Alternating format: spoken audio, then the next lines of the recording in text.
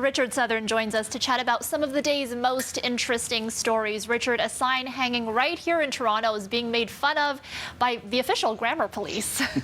Yes, the grammar police, they're out in force, Erica. I want to show you this. This is a sign created by the City of Toronto. It's in a city park.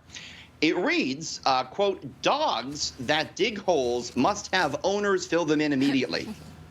It's kind of clunky, don't you think? A little bit, yeah. It could be worded better, I think.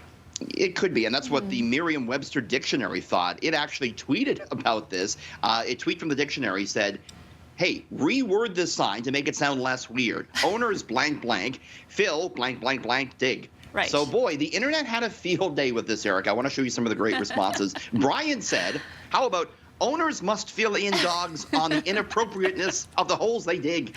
Gotta teach them. Let them know. Okay. David, "If your dog digs it, you undig it. You dig?"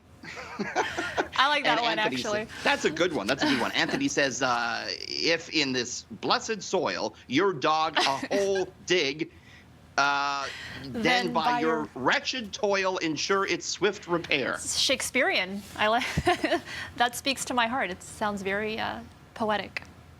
Just fill in the hole if the Just fill in the hole. dog digs If the dog it, right? digs That's a all hole, you need to do. fill it in. Right, okay. Was that to be something Luna would do, your dog? Does she dig doesn't holes dig in the park? holes. No, she's not about that life. She doesn't want to ruin her paws, right? So. She's too frou-frou for that. Yeah. Okay, what's in a name? We're looking at some of the most popular baby names here in Ontario.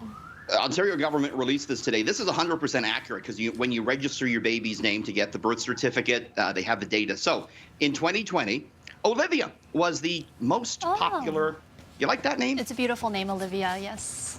Charlotte, number 2. There's Emma, Amelia, Sophia, Ava, Isla, 7. I like Isla. Shout out to our Tammy Sutherland, yes. Isla. Oh, was that her daughter?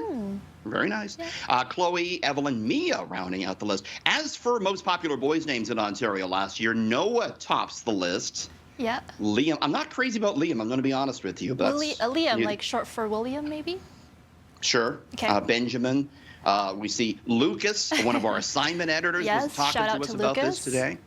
Yeah. Theodore, William. We didn't make the top 10, Richard. I actually looked up Erica, and it was in the top 20 girls' names in the 70s and part of the 80s, Erica. You are. I'm of a different era. When you were born. Yeah. You were a different era. Yeah. But there you go. We didn't make the cut. All right. Okay, finally, COVID-19 lockdowns are never fun, but imagine being stuck in one, oh no, during a blind date. So you think lockdowns are strict here? No, not compared to elsewhere. China, when they institute a COVID lockdown, as soon as they do it, everyone's got to stay home. You can't go out on the streets in many cases. That's what happened on Sunday. And an unfortunate young lady was on a blind date. There she is right there. Miss Wang is her name. And she was talking about this on social media. Her mother had sent her on a bunch of blind dates. This was blind date number 5. The gentleman in question brought her over to his house for dinner. He made her dinner. All was well. The lockdown comes, though, Erica. She's stuck in the blind date's house for 7 days. What?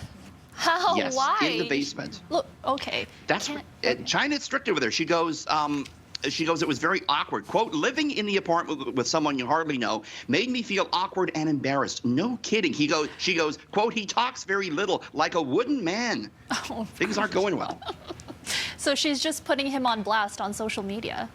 That's what we call that. Speaking out. Putting him on blast. It's not clear if she's out of the house yet or not, but that's a blind date gone wrong, Eric. I hope the dinner was good after all that. Yeah. I mean, it could turn into a love story. Maybe they end up getting along and getting married or something. Could be a pandemic relationship blossoming. Doesn't sound like it by your comments, No, though. it's a bit awkward. Okay, thanks as always, Richard. We'll see you tomorrow. See you tomorrow.